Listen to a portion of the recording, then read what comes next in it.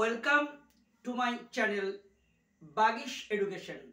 Happy দোলি বসন্ত উৎসবের শুভেচ্ছা জানিয়ে আজকে আমি দশম শ্রেণীর বা মাধ্যমিক 2025-এ যারা পরীক্ষা দিতে চলেছ তাদের জন্য কিন্তু এবং প্রথম পর্যায় ভিত্তিক মূল্যায়ন 2024 এপ্রিলে যে অনুষ্ঠিত হচ্ছে 2024-এ তার কিন্তু আরো বেঁধে বেঁধে থাকি কবিতাটা আজকে তোমাদের কাছে আলোচনা করব। ইতিমধ্যে তোমরা জানো যে আমি ক্লাস দশম শ্রেণীর বেশ কয়েকটি গদ্য পদ্য জ্ঞানচক্ষু অসুখী একজন কোনির সমস্ত সিলেবাস এবং হারিয়ে যা কালিকলম এগুলো কিন্তু তোমাদের আমি পোস্ট করেছি, দেখে নিও। আজকে তোমাদের আমি আসছি আরো বেঁধে বেঁধে থাকি। এটা দশম শ্রেণীর প্রথম পর্যায় ভিত্তিক মূল্যায়ন 2024 এবং মাধ্যমিকে 2025 যা দেবে তাদের জন্য গুরুত্বপূর্ণ বটে। তাই আজকে তোমাদের আমি যেমন এই কবিতাটার একদম এই ফার্স্ট সামেটিভ পরীক্ষা সাজেশন, টেস্টের সাজেশন, ফাইনালের সাজেশন থাকবে, সমস্ত বোর্ডের নমুনা প্রশ্ন থাকবে, উত্তর সহ আলোচনা হবে, টেক্সটটাও তোমাদের কাছে অত্যন্ত সহজ করে বুঝিয়ে দেবো। তারপরেও যদি তোমার ডাউট থাকে তাহলে বুঝতেই পারছো যে আমি কেজেকে উচ্চ মাধ্যমিক স্কুলে বাংলা শিক্ষক, দীর্ঘদিন ধরে আমার ছাত্রছাত্রীরা বোর্ডে র্যাঙ্ক করে আসছে, তোমরা করবে এবং আমার সমস্ত পরিচিতি ইতিমধ্যে তোমরা পেয়েছো। আমার টেলিগ্রাম লিংক দেখতে পাচ্ছ h.tp/bagish education h.tp/bagish education। এটা একটু ভালো করে লিখে দিচ্ছি। এই লিংকে তোমরা ঢুকবে, আমার হোয়াটসঅ্যাপ নাম্বার দিয়ে দিচ্ছি, দেখো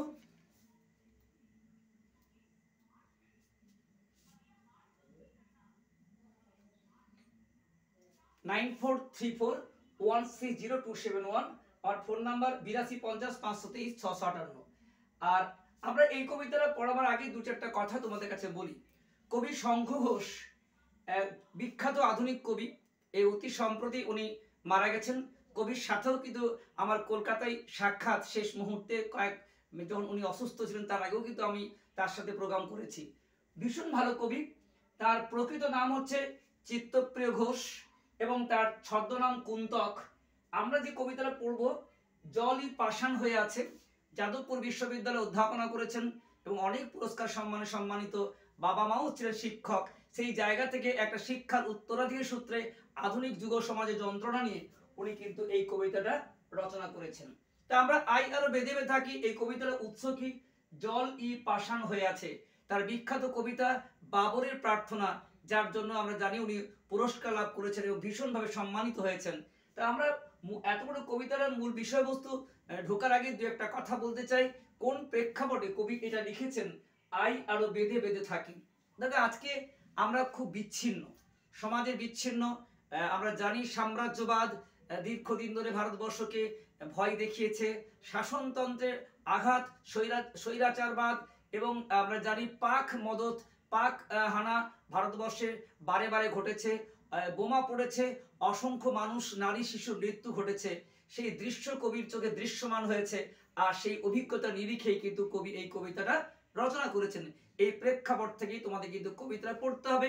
সমাজের যে অন্যায় চোখ বুঝে, অর্থাৎ আমরা যে মুখ কান সব বন্ধ রাখি, প্রতিবাদ করতে না পারি, তাহলে কিন্তু আমরা কখনোই আর একত্রিত হতে না পারি। চোখ খুলে রাখতে হবে, কান খুলে রাখতে হবে এবং প্রতিবাদ করতে হবে। আমরা চোখ বন্ধ করে, কান বন্ধ করে আর যদি অন্যায়কে চোখ বুঝে মেনে নিই, তাহলে কিন্তু আমাদের জীবনে বিপন্নতা নেমে আসবে। এই বিপন্নতার বিরুদ্ধে একমাত্র হাতিয়ার কোনটা? একত্রিত, সম্মিলিতভাবে প্রতিবাদ করা। আর সেই প্রতিবাদে গর্জে উঠলেই আমরা আমাদের অস্তিত্বকে টিকিয়ে রাখতে পারবো, নচেত কিন্তু অকুল সমুদ্রে আমাদের জীবন ভেসে যেতে পারে। সেই সাবধান বার্তা, হতাশা থেকে উত্তীর্ণবাদের কথাই কিন্তু তোমাদের আছে আরো বেঁধে বেঁধে থাকি কবিতায়। চলো তারপরে আমরা কবিতার মূল বিষয়বস্তু প্রবেশ করি। দেখো প্রথমে কবি কি বলছেন, আমাদের ডান পাশে ধস, আমাদের ডান পাশে ধস, বায়ে গিরিখাত, তাহলে এবং আমাদের মাথায় বোমারু, তাহলে আমাদের পথ কোথায় আছে? অর্থাৎ সব জায়গায় আমাদের পথ বাধা। যদি তুমি ডান দিকে যাও তোমার ধস পতন ঘটতে পারে, বাঁ দিকে যাও গিরিখাতের পতন ঘটতে পারে, আর যদি মাথায় তুমি তাকাও দেখবে ওপর থেকে বোমা পড়ছে। এইরকম একটা সময় যা সব দিকে বিপদ, নিজেকে চলতে হবে খুব সাবধানে। চারিদিকে তোমার প্রতিবন্ধকতা, বাম দিকে প্রতিবন্ধকতা বা বাধা, ডান দিকে প্রতিবন্ধকতা বা বাধা, মাথাতেও বাধা, চারিদিকে তোমার জীবনের কিন্তু পথ নেই, সমস্ত পথ বন্ধ। এই বন্ধ পথের মধ্যেই কিন্তু তোমাকে পথ খুঁজে নিতে হবে। এইগুলো রূপক মাত্র। এই ডান দিকে ধস, বাঁ দিকে গিরিখাত, মাথায় বোমারু বিমান, এটি দিয়ে কবি বুঝিয়েছেন আমাদের কোনো পথ নেই। এই পৃথিবী কাউকে কোনো পথ করে দেয় না, পথ করে নিতে হয় নিজেকেই। আর আমাদের সবাইকে একত্রিতভাবে পথ খুঁজে নিতে হয়। এককভাবে কখনো আমরা পথ খুঁজে পেতে পারি না। আমাদের সবার সাফল্য নির্ভর করছে আমরা যদি ইতিবাচক মানসিকতা নিয়ে আমরা এগিয়ে যাই একসাথে, তাহলে কিন্তু আমাদের সাফল্য অনিবার্য। নচেত আমাদের চারিদিকে শুধু বাধা আর প্রতিবন্ধকতা। তাই কবি বলছেন যে ডান পাশে ধস, ডান পাশে গিরিখাত, আমাদের মাথায় বোমারু, অর্থাৎ বোমা পড়তে পারে যে কোনো মুহূর্তে। তারপর কবি কি বলছেন, পায়ে পায়ে হিমানির বাঁধ। পায়ের তলাতেও বিপদ, পায়ের তলায় বিপদ, মাথায় বিপদ, বাদিকে বিপদ, ডান দিকে বিপদ। তাহলে পথ আছে কোথায়? এক কথায় তোমার কোনো পথ নেই। তাই কবি কি বলছেন, আমাদের পথ নেই, কোনো পথ নেই। পায়েতেও বিপদ, মাথাতেও বিপদ, বাদিকেও বিপদ, ডান দিকে বিপদ। তাহলে যাবে কি করে? তুমি তো পিছু হটতে পারো না, সামনে যেতে হবে। আর সামনে যেতে হলে তোমাকে বিপদ, তোমাদের ঝুঁকি, এসব নিয়েই কিন্তু তোমাকে এগিয়ে যেতে হবে। তাই বলছে আমাদের পথ নেই কোনো। আমাদের ঘর উড়ে গেছে, আমাদের ঘর গেছে উড়ে, অর্থাৎ আমাদের আজকে শান্তিময় পরিবেশ নেই। প্রত্যেকটি পরিবারের মধ্যে, ঘরের মধ্যে রয়েছে একটা অশান্তি। আমরা কিভাবে জীবনে প্রতিষ্ঠা পাবো, আমরা কিভাবে আমাদের দেশ এগিয়ে যাবে, এটা কিন্তু আমাদের একটা যুগ যন্ত্রণা। তাই আমাদের ঘর কিন্তু উড়ে গেছে, তার আমাদের ঘরকে প্রতিষ্ঠা করতে হবে।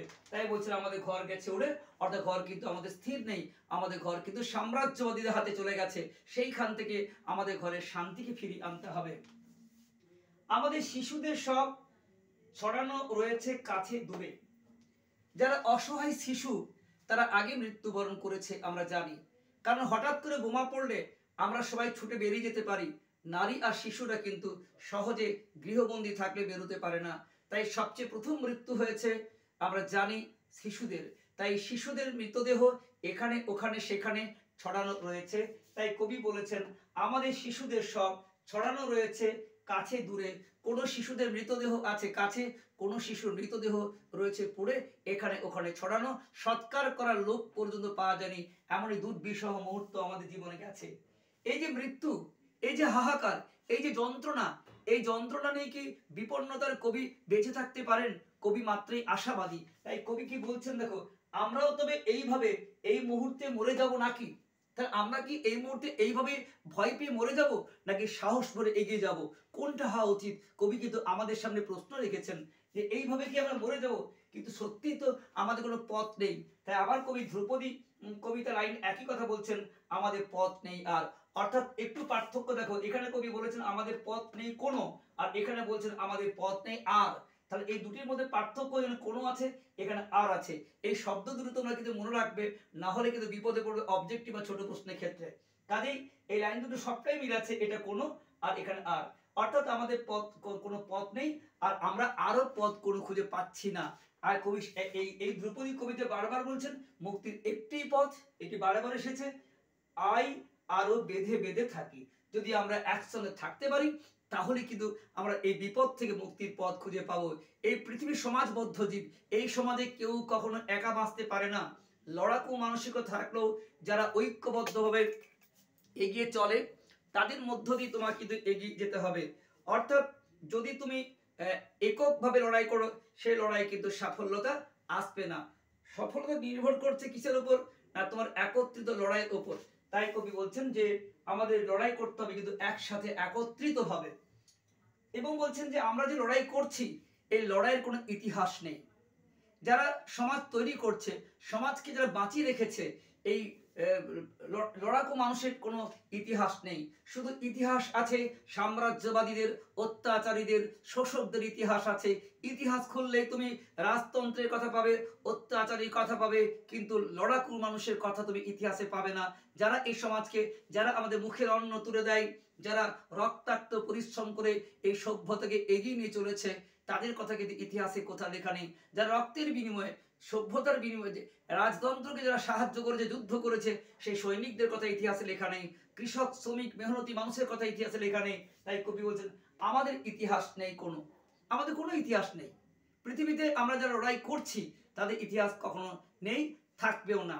তাই বলছে আমাদের ইতিহাস নেই, অথবা এমনই ইতিহাস আছে, কিংবা তুমি এমন ইতিহাস পড়তেই পারো। কোন ইতিহাস? আমাদের চোখ মুখ ঢাকা। অর্থাৎ আমরা আজকে সেই ইতিহাসই পড়ছি যে ইতিহাস আমাদের চোখ মুখ ঢেকে রেখেছে, যে ইতিহাস আমরা প্রতিবাদ করতে ভয় পাচ্ছি, সেই ইতিহাস যে ইতিহাসে আমরা অন্যায়কে মুখ বুজে মেনে নিয়েছি, সেই ইতিহাস কিন্তু আমরা পড়েছি। তোমরা অনেক ইতিহাসে সত্য কথা জানো না, অসত্য কথা নিয়ে ইতিহাস রচিত হয়েছে। তাই অনেক কবি বলেছেন যে প্রকৃত রবীন্দ্রনাথের দেখবে ওরা কাজ করে বলে একটা কবিতা আছে, সেখানেও উনি বলছেন প্রকৃত ইতিহাস আমরা কিন্তু জানি না। যারা ইতিহাস লেখেন সে ঐতিহাসিকেরা সমকালীন সাম্রাজ্যবাদী শক্তির পক্ষে লিখেন শোষিত অসহায় মানুষের কথা, কখনো ইতিহাসে লেখা থাকে না। এবং বিপন্ন যারা শক্তি তার কথাও লেখা থাকে না। তাই তো কবি বলছেন আমাদের ইতিহাস নেই, অথবা এমনই ইতিহাস আছে আমাদের যার চোখ মুখ ঢাকা। তুমি কখনো এই ইতিহাসকে উদ্ঘাটন করতে পারবে না, কখনোই পারবে না। তুমি অনেক গৌরবোজ্জ্বল ইতিহাস পড়েছো ইতিহাস, যে সপ্তম আশ্চর্য তাজমহল বানিয়েছিলেন শাহজাহান। কিন্তু তোমরা কি এই ইতিহাস পড়েছো যে ইতিহাসে যারা এই সপ্তম আশ্চর্য শ্বেত পাথরের তাজমহলটা তৈরি করলেন তাদের সমস্ত হাতের আঙুল কেটে দেওয়া হয়েছিল? এটাকে বড় করে পড়ানো হয়। চীনের প্রাচীর নিয়ে তোমরা অনেক গর্ব করো, কিন্তু যেদিন চীনের প্রাচীর শেষ হয়েছিল সমস্ত শ্রমিকদেরকে ওই রাত্রি সন্দেহ থাকতে দেওয়া হয়নি। ব্যাবিলনের ইতিহাস, রোমের ইতিহাস, সারা পৃথিবীর ইতিহাস দেখবে যারা ইতিহাস তৈরি করেছে তাদের ইতিহাস কখনো ইতিহাসে লেখা নেই। শুধু লেখা আছে সাম্রাজ্যবাদী শক্তির ইতিহাস, সুবর্ণ যুগের ইতিহাস, এদের কথা ইতিহাসে বারবার লেখা ঐতিহাসিকেরা, কিন্তু শোষিত অসহায় মানুষের কথা ইতিহাসে কোনো লেখা নেই। ইতিহাস সবসময় এদেরকে মুখ বন্ধ করে রেখেছে, চাপা দিয়ে রেখেছে। তাই বলছেন যে আমাদের ইতিহাস নেই, অথবা এমন ইতিহাস আছে আমাদের চোখ মুখ ঢাকা। নিশ্চয়ই বুঝতে পেরেছো এই তাৎপর্য। পরে কি বলছে? আমরা ভিখারি 12 মাস। এটা কিন্তু বারে বারে তোমাদের পরীক্ষায় প্রশ্ন আসে, অবজেক্টিভ 3 নাম্বার 5 নাম্বার সবের ক্ষেত্রে গুরুত্বপূর্ণ একটা লাইন, আমরা ভিখারি 12 মাস। এটা তোমরা নিজেরাই উপলব্ধি করছো কবি কেন বলছেন আমরা ভিখারি 12 মাস। ভিখারি কাদের বলে? যারা হাত পেতে ভিক্ষা গ্রহণ করে, যারা ভিক্ষা শুধু ভিক্ষার পাত্র নিয়ে দাঁড়ালে ভিখারি হয় না। আমি তোমাকে ভিক্ষা দিলাম বিনা কারণে, তুমি ভিখারি, একদম ভিখারি। যদি তুমি বিনা কারণে ভিক্ষা নাও তাহলে তুমি ভিখারি। যদি বলো আমি তোমার গুণের জন্য কিছু গিফট করছি তাহলে তুমি নিশ্চয়ই ভিখারি নয়। কিন্তু আমার কোনো গুণ নেই তবুও তুমি আমাকে টাকা দিচ্ছ, মানে ভিখারি। আজকে যে দানই গ্রহণ করুক না কেন, বিনা কারণে যদি তুমি টাকা পয়সা বা যে কোনো কিছু গ্রহণ করো তুমি ভিখারি। আর আমরা ভিক্ষা দিলে কিন্তু হাত পেতে গ্রহণ করি, নির্লজ্জ আমরা কেউ ছাড়ি না। ভিক্ষা দিলে লাইন পড়ে যায়, তারা আমরা ভিখারি 12 মাস। চারিদিকে দেখবে যে রাজতন্ত্র মানুষকে মুখ বন্ধ করার জন্য, ইতিহাসকে স্তব্ধ করার জন্য যা যা দিচ্ছেন আমরা হাত পেতে গ্রহণ করছি। আমাদের কর্মশক্তির দ্বারা আমরা আত্মপ্রতিষ্ঠা করতে পারছি না। তাই বলছেন আমরা ভিখারি 12 মাস, অর্থাৎ ভিক্ষার পাত্র গ্রহণ করি। এত বছর ধরে রাজতন্ত্র টিকে আছে, আগামী দিনও টিকবে, কিন্তু আমরা প্রকৃত মূল্য কোথাও পাই না, কারণ আমরা ভিখারি 12 মাস। তারপরে কি বলছেন দেখুন, হয়তো পৃথিবী বেঁচে আছে, হয়তো গেছে মরে। তাহলে এই যে দ্বিরুক্তি বলছেন, একবার কবি বলছেন পৃথিবী বেঁচে আছে, আবার বলছেন মরে গেছে। তার পাশে দুবারই কিন্তু বলছেন হয়তো, মানে কবির মনে একটা সন্দেহ দেখা দিয়েছে যে পৃথিবী কি বেঁচে আছে নাকি পৃথিবী এখনো মরে গেছে। এই প্রশ্ন কবিকে দ্বিধান্বিত করেছে। অর্থাৎ কবি নিজেও সংশয়ে ভুগছেন যে এখনো কি মানুষের প্রতিবাদী ক্ষমতা আছে নাকি পৃথিবী মরে গেছে। আমরা যদি প্রতিবাদ করতে ভয় পাই তাহলে আমরা মরে গেছি, বেঁচে নেই। আর আমরা যদি প্রতিবাদ করি তাহলে আমরা বেঁচে আছি। আমরা, নট আমি, আমার সমষ্টি আমরা সমবেতভাবে যদি অন্যায়ের প্রতিবাদ করতে পারি তা সেই জাতি বা ন্যাশন বেঁচে আছে। আর যে জাতি, কবি বলে, যে জাতি জীবন হারা অচল অসাড় পদে পদে বাঁধে তারে জীর্ণ লোকাচার। অর্থাৎ যদি আমরা শৈবালের মতো, যে নদী হারায় স্রোত চলিতে না পারে, সহস্র শৈবাল দাম বাঁধে আসে তারে, যে জাতি জীবন হারা অচল অসাড় পদে পদে বাঁধে তারে জীর্ণ লোকাচার। অর্থাৎ আমরা যদি নদীর স্রোতের খড়কুটোর মতো ভেসে যাই, আমরা যদি আমাদের অস্তিত্বকে বা জাগরিত করতে না পারি, আমরা কিন্তু মরে গেছি, আমরা বেঁচে নেই। তাই কবি এটাই বলতে চাচ্ছেন যে পৃথিবী হয়তো বেঁচে গেছে, যারা প্রতিবাদ করতে পারছেন যে জাতি, সেই জাতি বেঁচে আছে, আর যে জাতি প্রতিবাদ করতে ভয় পাচ্ছে সেই জাতি মরে গেছে। তাই কবি দুটো প্রশ্ন একসঙ্গে দেখা দিয়েছে যে কে বেঁচে আছে, কে মরে গেছে। আমরা যখন প্রতিবাদ করতে পারছি না আমরা মরে গেছি, আর যখন প্রতিবাদ করতে পারছি তখন বেঁচে আছি। তাই কবি সংশয় দুই জায়গায়, পৃথিবী হয়তো গেছে মরে, আর পৃথিবী হয়তো বেঁচে আছে। তারপর দেখো, আমাদের কথা কে বা জানে। আমাদের কথা কে বা জানে, মানে আমাদের মতো শোষিত, নির্যাতিত, নিপীড়িত মানুষের কথা কে জানার চেষ্টা করে? একজন সাহিত্যিকের কাজই হচ্ছে শোষিত, নিপীড়িত মানুষের কথা সাহিত্যে তুলে ধরা। সাহিত্যিকও যদি সাম্রাজ্যবাদীর পদ চাটে, তাহলে এই পদচারণা বা চাটুকারী প্রবৃত্তি একজন সাহিত্যিক কবির কাজ নয়। তাই আমাদের কথা কিন্তু অনেক সাহিত্যিক লেখে না। তাই আমাদের কথা কে বা জানে, কে খবর রাখে শোষিত বঞ্চিত মানুষের কথা? আর কি বলছেন, আমরা ফিরেছি দৌড়ে দৌড়ে, আমরা আমাদের অস্তিত্বকে টিকিয়ে রাখার জন্য বারে বারে দরজায় দরজায় আমরা ঘুরি, কিন্তু কি হয়, কিছুই যদি পাই, কিছুই কোথাও যদি নেই। কিন্তু আমরা দেখেছি এইভাবে জীবনকে প্রতিষ্ঠা করা যায় না। দরজায় দরজায় ভিক্ষা করে আমরা কখনো নিজেকে প্রতিষ্ঠিত করতে পারবো না।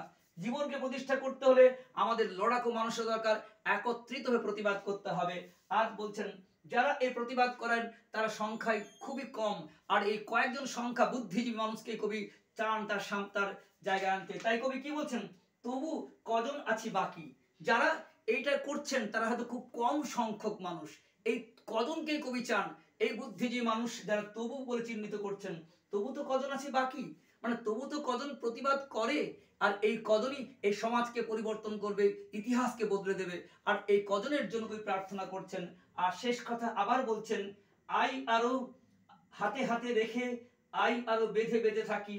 এটা বারংবার বলছেন। তাহলে আমরা একসাথে হাতে হাত মিলিয়ে আমরা যে একত্রিত হয়ে প্রতিবাদ করতে পারি, তাহলে আমাদের জাতির উন্নতি অবশ্যম্ভাবী। তাই হতাশার সুরে কবি ভেসে গেলেও কবি কিন্তু আশাবাদের সুর শুনিয়েছেন এই কবিতার মধ্য দিয়ে। আশা করি তোমাদের প্রত্যেকটি লাইন বা লাইন বোঝালাম, তোমাদের জন্য বোর্ডে লিখে বোঝালাম, এবং তোমাদের উৎসগত প্রশ্ন জানিয়ে দিচ্ছি। আর এইখান থেকে কোন কোন প্রশ্ন, পর্ষদ নমুনা প্রশ্ন, সারির প্রশ্ন যা তোমরা পরীক্ষায় পাবে, সব পরীক্ষায় আবার বলছি, প্রথম পর্যায় ভিত্তিক মূল্যায়ন 2024 তার সাজেশন, তোমাদের টেস্টের সাজেশন, ফাইনাল 2025 সাজেশন আজকেই তোমাদের দিয়ে দেবো, যার একটা ভালো গাইড হবে। সমস্ত প্রশ্ন আজকে এই মুহূর্তে জানাবো, তো ধৈর্য নিয়ে তোমরা পুরোটা ভালো করে দেখো, প্রয়োজনে খাতা পেন নিয়ে বসে যাও, এবং তোমাদের এই যে আই আরো বেদে কবিতা পড়ালাম, এতে কি কি প্রশ্ন আসবে সমস্ত প্রশ্ন কিন্তু আজকে এই মুহূর্তে বলে দেবো। তোমরা সমস্ত পরীক্ষাতে কমন পাবে আপ টু মাধ্যমিক 2025 পর্যন্ত। আর আবার বলবো, যদি তোমাদের এই ক্লাসটি ভালো লাগে অবশ্যই কমেন্টে জানিয়ে কেমন লাগলো। তোমাদের কমেন্ট আমি পড়ি এবং তোমাদের উত্তর দেওয়ার চেষ্টা করি। আমি চাই মাধ্যমিকের 2025-এর প্রত্যেকটি ছেলে মেয়ে ভালো রেজাল্ট করুক, আর তার একটা সলিড গাইড পাক। আজকে সেই গাইড এই মুহূর্তে আমি তোমার দেবো, তোমরা খাতা পেন নিয়ে ভালো করে বসে যাও, আর অসুবিধা হলে স্ক্রিনশট নিয়েও পড়াশোনা করতে পারো। চলো দেখে দিই। আর একটি কথা বলবো, এরকম নিত্য নতুন আপডেট পেতে হলে প্রিয় বন্ধু ও বান্ধবীদের তোমরা ভিডিও শেয়ার করবে, লাইক করতে একদম ভুলবে না। আর অবশ্যই যদি নতুন কেউ সদস্য থাকো তাহলে অবশ্যই সাবস্ক্রাইব এবং তোমাদের লাইক এবং কমেন্ট করতে ভুলবে না। চলো তোমার দেখিয়ে দিই তোমাদের যে কি সাজেশন এখানে আছে। তাহলে প্রিয় ছাত্রছাত্রীরা দেখো, আই আরো বেঁধে বেঁধে থাকি থেকে তোমাদের মাধ্যমিকের নমুনা প্রশ্ন বোর্ডের এবং বিভিন্ন সালের প্রশ্নগুলো একটু তোমরা করে নিও। আই আরো বেঁধে বেঁধে থাকি কবিতাটি কবির কোন কাব্যগ্রন্থের অন্তর্গত? তোমাদের বোর্ডে লিখে দিচ্ছি, জলই পাষাণ হয়ে আছে। তারপরে পর্ব উত্তর তোমরা নিজেই প্র্যাকটিস করতে পারবে। আমাদের ডান পাশে কি হবে, কবিতাটি যে মুখস্থ করো তাহলে তোমাদের বুঝতেই পারছো যে আমাদের ডান পাশে ধস আছে। তারপরে আমাদের শিশুদের সব ছড়ানো রয়েছে, তোমাদের নিশ্চয়ই লাইন তুলে বুঝতেই পারছো যে শিশুদের সব রয়েছে কাছে দূরে। একদম কবিতার মুখস্থ করলেই তোমরা সব উত্তর পারবে। আমি তাই তোমাদের পুরো কবিতাটা বোর্ডে লিখিয়ে দিচ্ছি, তোমাদের নিজের বইও আছে। আমাদের মাথায় কি হবে, অপশন গ বোমারু বিমান হবে। তারপরে কি প্রশ্ন দেখো, এগুলির মধ্যে পরীক্ষায় ঘুরে ফিরে আসে, কাছে দূরে রয়েছে, কাছে দূরে রয়েছে। এখানে এই অপশনের মধ্যে কি হবে দেখো, কাছে দূরে রয়েছে এই অপশনের মধ্যে কি কি আছে, এখানে ভাঙা ঘর বাড়ি, লোহার টুকরো, খড়কুটো এবং শিশুদের সব। অবশ্যই তোমাদের হবে শিশুদের সব। তারপরে প্রশ্ন দেখো, আমরা ভিখারি কি হবে, উত্তর নিচে 12 মাস হবে। তারপরে আমরা ফিরেছি কি হবে, অপশন গ দৌড়ে দৌড়ে হবে। আমাদের যে ইতিহাস তা কি হবে, আমাদের ইতিহাস চোখ মুখ ঢাকা। তারপরে আমাদের বাঁয়ে কি হবে, আমাদের বাঁয়ে দেখো আমাদের প্রথমেই আছে যে আমাদের বাঁয়ে গিরিখাত। তারপরে আমাদের যে 3 নাম্বার প্রশ্নগুলো দেখে নাও, যে 3 নাম্বার প্রশ্নটা কী করবে, আমাদের পথ নেই আর তাহলে আমাদের কি করণীয়, এটা মাধ্যমিক 17 এসছিল। ছড়ানো রয়েছে কাছে দূরে, কি ছড়ানো রয়েছে, এটা মাধ্যমিক 19 এসছিল। আই আরও বেঁধে থাকি কবিতাটির কবিতাকে, এটা 22 এসছিল।